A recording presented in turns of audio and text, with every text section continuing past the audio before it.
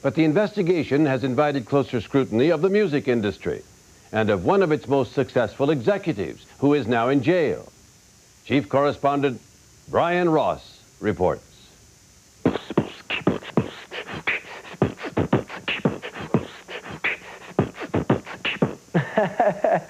Yeah, I did that. I don't know. Turn off the lights and I'll glow. Under the stage name Vanilla Ice, Rob Van Winkle had the #1 song in America 5 years ago. My record was selling over 1 million copies a week. Fastest selling record in history. Double platinum, kept going.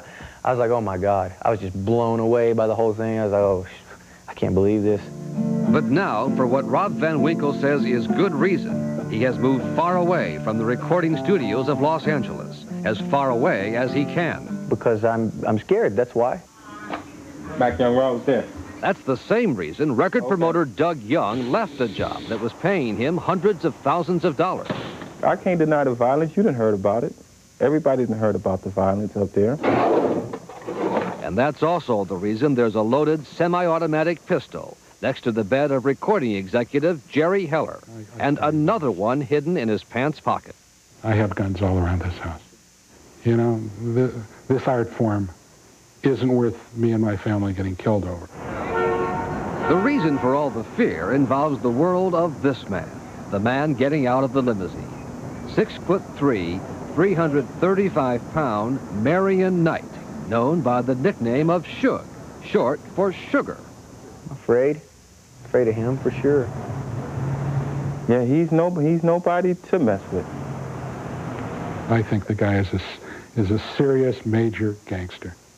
At the age of only 30, and with a lengthy criminal record, including 3 felony convictions, Suge Knight has managed to become the head of a $100 million record company and one of the most powerful and feared men in the American music industry. All these allegations are lies. Lies? Lies.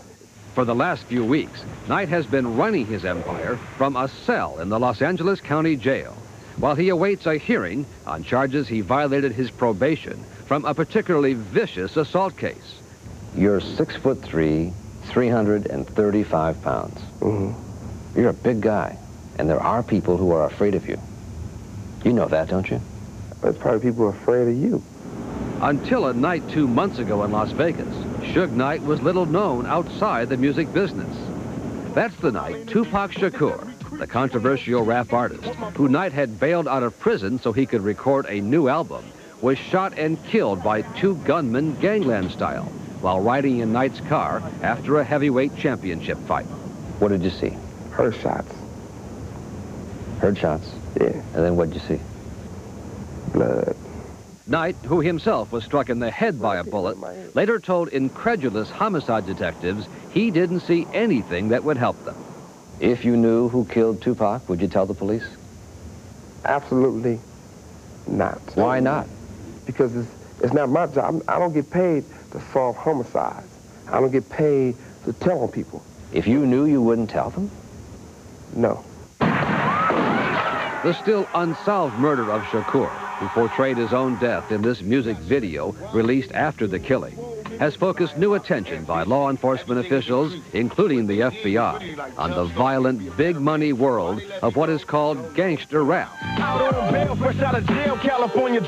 And in particular, on the role of its behind-the-scenes king, Suge Knight, and his fabulously successful company, Death Row Records. Come to Death Row.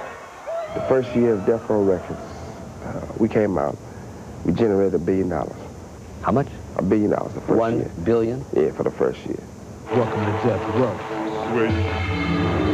And with that kind of money, big established media companies, including Time Warner, Sony, and MCA, have at one time or another lined up to do business with Knight, despite his criminal record and his reputation for getting things done with threats and violence. First time I met Suge Knight was at a restaurant in L.A. called Palm Restaurant. And I was sitting there eating a nice meal, and all of a sudden these huge guys, looked like a football team, showed up. You know, it was very intimidating to see these guys. They were bigger than my bodyguards, you know, and a bunch of them. And they pretty much grabbed my bodyguard and pulled him out and sat down next to me right there and just started talking to me. How you doing? Uninvited. Totally uninvited. I didn't even know him. See him again? Sure did. Saw him again a few months later.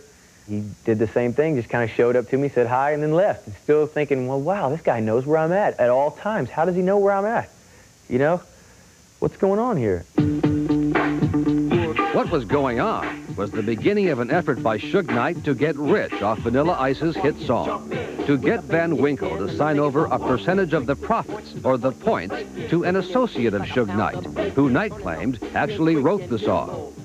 Knight told us, before he knew we had talked with Van Winkle, that it was all very friendly. He agreed to everything. It wasn't a problem. And Wait, he agreed to everything? I mean, you know, he said the guy wrote the song, and he didn't have a problem with it. He said That's not what he says at all. I had my bodyguards who had guns, and they had their people which had guns, and they had us outpowered and outnumbered. Talking publicly about it for the first time, Van Winkle describes a terrifying night in his suite at a Beverly Hills hotel when he says Suge Knight showed up with 6 other men. Roughed one of my bodyguards up. They roughed everybody else and my whole entourage up. Suge took me out on the balcony, started talking to me personally. On the balcony? On the balcony. High above? Like 15 floors. He had me look over the edge, show me how high I was up there. Were you scared? I needed to wear a diaper on that day. I was very scared. On the balcony, Van Winkle says Suge Knight told him to sign over points from the song to a man named Mario Lavelle Johnson. Who is Mario Lavelle Johnson? His name is listed. That's the guy that Suge Knight brought over there that is an acquaintance of mine that had nothing to do with that song. You signed over the rights? Signed over the rights to him so that Suge and them could get paid for it. So Mario Lavelle Johnson didn't write that song? No way. How much were those points worth? About $4 million, $3 million, anywhere between there. $3 to $4 million. And you just signed them? I signed them. And walked away alive.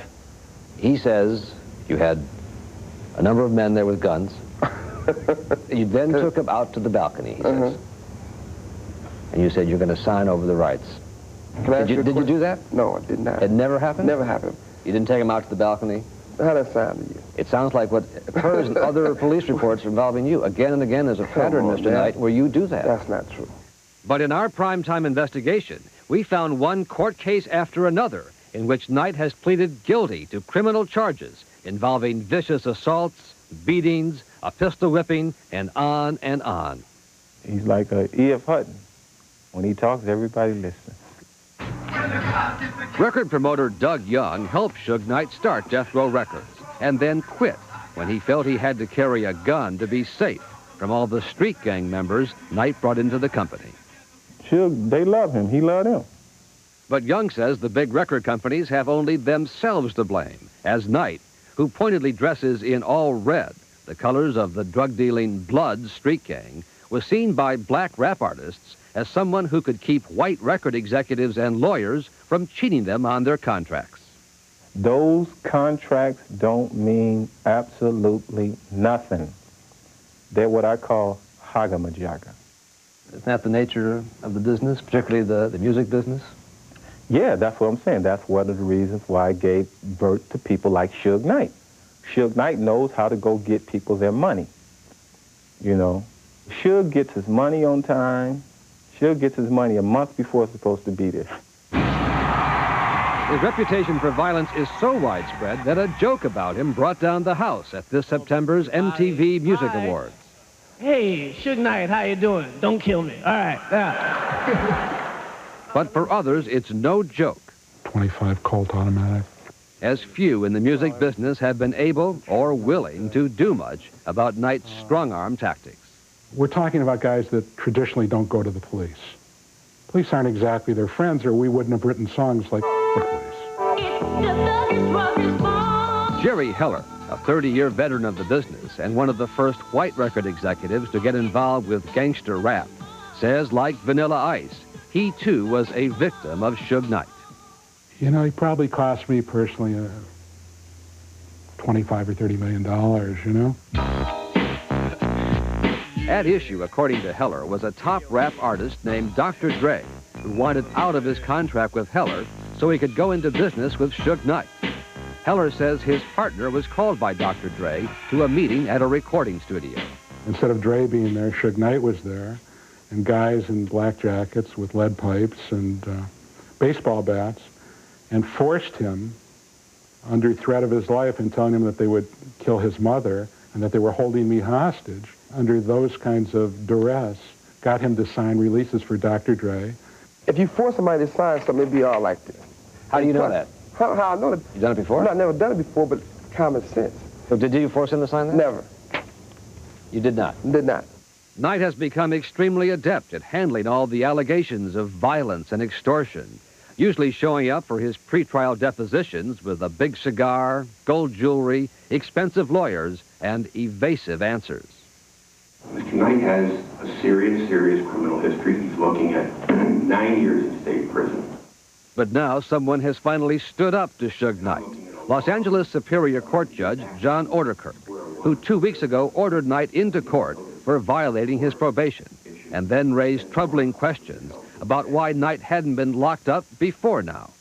And I'm looking at a long list of failures to follow court orders. It turns out Knight had received probation in the first place instead of prison after glowing letters of recommendation from black civic leaders and record industry executives, and the all-important agreement of the deputy district attorney, Larry Longo, who had once insisted Knight should go to prison, but then did a surprising about-face. Longo denies any connection, but free of the threat of prison, Knight went on, through his lawyer, to pay Longo's family $19,000 a month to rent a Malibu beach house. And beyond that, Knight signed the prosecutor's 18-year-old daughter to a multi-year recording contract, making her the only white artist on the death row roster. The Suge Knight way of doing business. Did you think you were trying to influence him? I don't got to influence nobody. Trying to bribe him? Ooh, what's bribed? Knight now faces the prospect of 9 years in state prison. But even so, the people who have come up against him say they are still afraid of the power of Suge Knight.